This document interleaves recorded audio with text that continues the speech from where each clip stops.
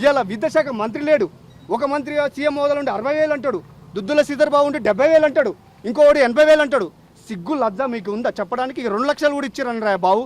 తొక్కుతాం ఒక్కొక్కరిని చీరి చింత కడతాం మా నిరుద్యోగ విద్యార్థి జేఎస్తో పెట్టుకుంటే. అదేవిధంగా మీరు అవగాహన లేదు, సోయి లేదు, దద్దమ్మలారా.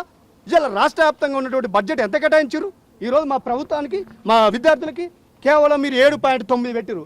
ఈ దేశంలో కొన్ని రాష్ట్రాలు పరిశీలిస్తే ఆడ ఢిల్లీలో చూసుకుంటే 22%, అదేవిధంగా బీహార్ నుంచి వచ్చి తెలంగాణ బతుకుతున్నారు, వాళ్ళు అసలు 21% పెట్టుకున్నారు. అదేవిధంగా హిమాచల్ ప్రదేశ్ చూసుకుంటే 19%, ఛత్తీస్గఢ్ చూసుకుంటే 18%. ఇలా వాళ్ళ దాంట్లో పావులంతా కూడా పెట్టుకోకపోతే మీకు సిగ్గుసేరా అనిపించట్లేదా బడ్జెట్? ఇలా ఆర్టికల్ 3 లేకపోతే తెలంగాణ కొత్త రాష్ట్రం ఏర్పడింది.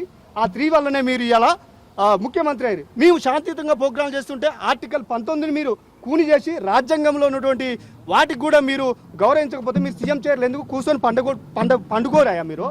ఏమి ఇస్తారు ఇలా? నువ్వు ఖబర్దార్, నువ్వు ఉస్మానియా యూనివర్సిటీలో రేపు అడుగు పెడితే మేము ఎట్లా సర్ప్రైజ్ ఇస్తాం మాకే తెలియదు. ఒక విధ్వంసంలాగా మేము వచ్చి అడ్డుకుంటాం. ఇవాళ మా పీజీ వాళ్ళకి ఎగ్జామ్ అయిపోయాక మీరు పెట్టుకున్నారు. ఇవాళ అందరికి ఫస్ట్ ఇయర్కి సెకండ్ ఇయర్కి ఎగ్జామ్ అయిపోయినాయి. గోదావరికి మానేరికి అన్ని హాస్టల్లో తాళాలేసారు. ఒక్క హాస్టల్లో ఒక్క విద్యార్థి కూడా లేరు. మీరు వచ్చి అంతా అయిపోయాక వచ్చి ఇలా దానికి ఒక ప్రణాళిక ఇచ్చి పోలీస్ వ్యవస్థ ఎటుండాలి? మీరు ఒక ఏకపక్షంగా మీరు బిహేవింగ్ మంచి పద్ధతి కాదు. ఇలా విద్యార్థులకి మీరు అన్యాయం చేస్తున్నారు. ఏ వర్గానికి జరిగిన అన్యాయం మన నిరుద్యోగ విద్యార్థులు జరుగుతుంది. ఖబర్దార్, మేము ఊకునేది లేదు.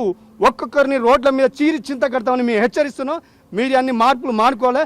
ఉస్మానియా యూనివర్సిటీకి వస్తే విధ్వంసం సృష్టిస్తాం.